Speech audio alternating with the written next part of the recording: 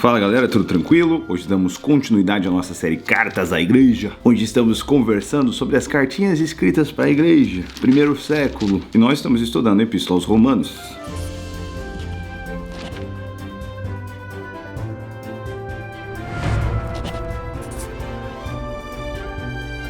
Hoje vamos continuar no capítulo 12. Portanto, irmãos, exorto-vos pelas compaixões de Deus que apresentei o vosso corpo como sacrifício vivo, santo e agradável a Deus, que é o vosso culto racional. E não vos amoldeis ao esquema desse mundo, mas sede transformados pela renovação da vossa mente, para que experimenteis qual seja a boa, agradável e perfeita vontade de Deus. Porque pela graça que me foi dada, digo a cada um dentre vós que não pense de si mesmo mais do que convém, mas que pense de si com equilíbrio conforme a medida da fé que Deus se partiu a cada um. Pois assim como em um corpo temos muitos membros, todos os membros não têm a mesma função. Assim também nós, embora muitos, somos um só, corpo em Cristo, individualmente membros um dos outros. De modo que temos diferentes dons segundo a graça que nos foi dada. Se é profecia, que seja de acordo com o padrão da fé. Se é serviço, que seja usado no serviço. Se é ensino, que seja exercido no ensino. Ou quem encoraja, use o dom para isso. O que contribui, faça-o com generosidade. Quem lidera, com zelo. E o que usa de misericórdia, com alegria. O amor seja sem fingimento. Odiai o mal e apegai-vos ao bem. Amai-vos de coração uns aos outros com amor fraternal, preferindo-vos em honra uns aos outros. Não sejais descuidados no zelo, sede fervorosos no espírito e servi ao Senhor. Alegrai-vos na esperança, sede pacientes na tribulação, perseverai na oração. Socorrei os santos nas suas necessidades, procurai ser hospitaleiros. Abençoai os que vos perseguem. Abençoai e não amaldiçoeis. Alegrai-vos com que se alegram, chorai com os que choram e sede unânimes entre vós. Não sejais orgulhosos, mas pronto a acompanhar os humildes. Não sejais sábios aos vossos próprios olhos, a ninguém devolvei mal por mal. Procurai fazer o que é certo diante de todos e, se possível, no que depender de vós, vivei em paz com todos os homens. Amados, não vos vingueis a vós mesmos, mas dai lugar à ira de Deus, pois está escrito: a vingança é minha, eu retribuirei, diz o Senhor. Pelo contrário, se teu inimigo tiver fome, dá-lhe de comer. Se tiver sede, dá-lhe de beber, porque se fizeres isso, amontoarás brasas sobre a cabeça dele. Não te deixes vencer pelo mal, mas vence o mal com o bem. Caraca, mano, a Bíblia é extraordinária. E eu acho muito interessante já, deixa eu começar aqui, comentando isso antes de seguirmos em frente. É mesmo, que é muito lindo quando a gente vê a instrução para como deve ser a vida da igreja. É difícil imaginar alguém que não se apaixonaria pela igreja ou pelo cristão. Porque a verdade é que quando levamos a vida cristã do jeito correto, então seremos pessoas extremamente amáveis e radiantes de alegria, cheios da esperança que temos em Cristo, e isso transbordaria aos outros na nossa comunidade, aos outros do nosso redor. Então é interessante quando nós olhamos para o que a igreja é, né? Isso expõe o que não é igreja também, porque vemos muitas pessoas com problemas com a igreja normalmente experimentaram coisas contrárias às que nos foram prescritas. Então, isso tudo para dizer que a igreja é uma coisa linda. Mas vamos lá. Em primeiro lugar, eu acho bom a gente ir para o começo do capítulo, né? Nós não nos amoldamos ao padrão desse mundo, ao invés disso, nos entregamos à renovação da nossa mente para que sejamos transformados. Então, se nós caminhamos com Cristo, o nosso modo de pensar também deve ser segundo a Cristo. E o que renova a nossa mente é uma submissão à palavra de Deus para que conheçamos a sua vontade. Ao conhecer a sua vontade e o caráter de Cristo, somos então tocados, impactados pelo caráter de Cristo e, adivinha só, reproduzimos o caráter de Cristo. Então, precisamos ser transformados, e somente por essa transformação, a nossa mente sendo moldada não segundo os padrões desse mundo, mas segundo a vontade de Deus, que nós experimentamos a vontade de Deus, que é boa, perfeita e agradável. Não devemos pensar sobre nós mesmos mais do que convém. A gente precisa saber quem somos em humildade e considerar os outros mais importantes do que a nós mesmos, como a instrução que vemos em Filipenses, e entender que nós somos um corpo conjunto e coletivo. Nós somos um corpo com diferentes membros e diferentes funções. E essas funções, elas se complementam, elas não se comparam, elas entram em conjunto e não em competição. Então precisamos entender que a diversidade do corpo de Cristo é para edificação do corpo de Cristo, não para retaliação do corpo de Cristo. Retaliação, gosta da tapa. Vocês querem saber por que às vezes dá uma doida e eu tiro a barba? É por causa desse menino aqui, ó. Antes era por causa do outro. E antes por causa da outra. No que cabe a nós, precisamos buscar estar em paz com todos os homens. Quer dizer que no que cabe a nós evitamos tretas. Contanto, creio que tretas sejam inevitáveis.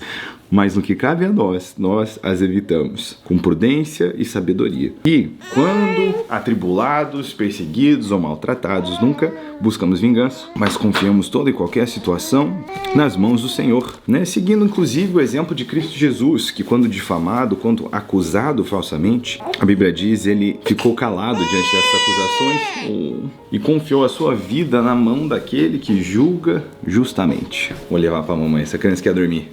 Dá o seu tchau, dá a sua mensagem.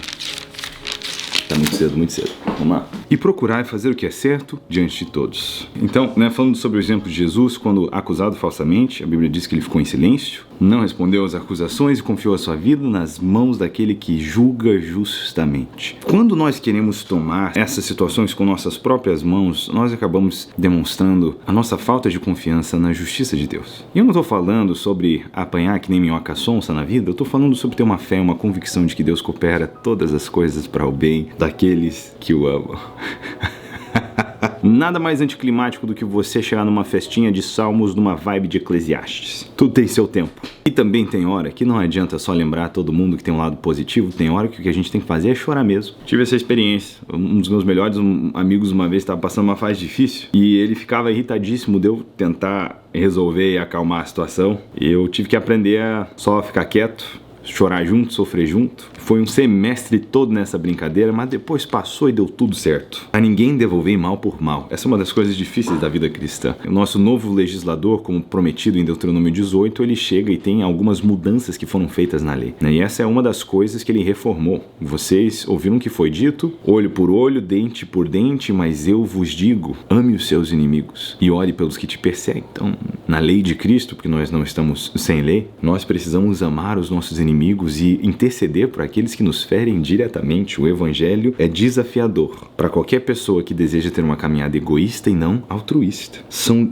exortações extraordinárias para uma vida em comunidade. O amor seja sem fingimento. Amor fingido é muito palha. É melhor ser sincero sobre o nosso nível de amor, onde ele está, do que fingir um amor que não temos. Um amor vazio. Aqui eu lembro de João 21, a conversa que Jesus tem com Pedro. Pedro, tu me amas, agapau, derivado do ágape, amor sacrificial. Obviamente, antes Pedro disse que morreria por Jesus e agora ele se deu conta da sóbria realidade que o amor que ele tem por Cristo não era tão grande assim. Ele fugiu para preservar a sua própria vida. Então Pedro responde, Senhor, você sabe que eu te amo filéu, de irmão fraternal, não sacrificial. Então Jesus pergunta de novo, Pedro, tu me amas agapau? Pedro responde, tu sabes que eu te amo filéu. A dinâmica da conversa, porque em português eu amo minha esposa e eu amo churrasco, mas obviamente eu amo mais a minha esposa do que eu amo churrasco, embora seja a mesma palavra, eles implicam níveis diferentes de amor. No grego a gente tem palavras diferentes, 4 palavras, 4 diferentes níveis de amor. Então Jesus pergunta de novo, a dinâmica é quase como se fosse,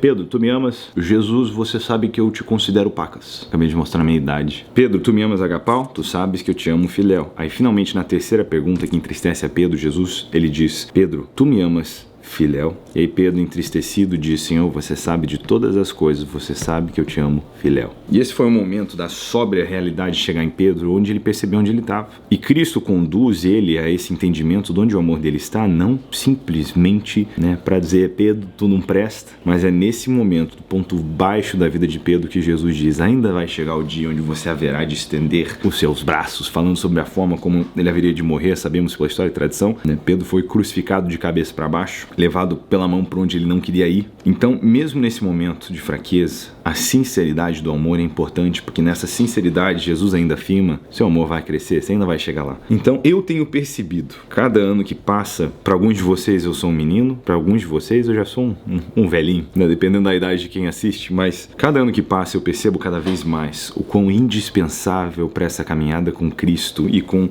a sua igreja é o amor. É por isso que 1 Coríntios 14 fala pra gente buscar em primeiro lugar o amor como prioridade, 14 no versículo 1, é por isso que o capítulo 13 inteiro vem explicar pra gente qual que é a natureza cotidiana da vida do cristão que é cheio de amor. Então eu acabo percebendo cada ano que passa, que eu preciso ser mais cheio de amor. Amor pela causa de Cristo, amor pelo Evangelho, amor pelo próximo, amor pelo reino de Deus. E quando eu vejo essas orientações a como deve ser a vida da igreja, eu percebo que não tem um estilo de vida diferente do que onde nós somos completamente cheios. Ei, what's up? Vem aqui, vem cá, vem aqui. Ó, me ajudem a terminar esse vídeo que já ficou longo. A convicção é que nós precisamos ser cheios de amor uns pelos outros. Então, quer adicionar alguma coisa, dona Ela, nessa pregadinha? Uma história da Bíblia. Deixa eu te ensinar um versículo novo hoje. Em João 13, no versículo 35, Jesus diz o seguinte: nisto todos saberão que são os meus discípulos, pela maneira que amam uns aos outros. Muito bem. Então fica aqui essa orientação final. Se queremos caminhar com Cristo e ser corpo de Cristo, que o façamos nos conformes de Cristo. E assim, levaremos estilos de vida cheios de amor. Exatamente. Deus te abençoe. A gente se vê no próximo vídeo. Tchau. Hoje a gente vai aprender um versículo que eu acho que vocês não sabem qual que é. Crianças, obedeçam seu pai, que isso é justo. Efésios 6:1. Muito bom. Te amo.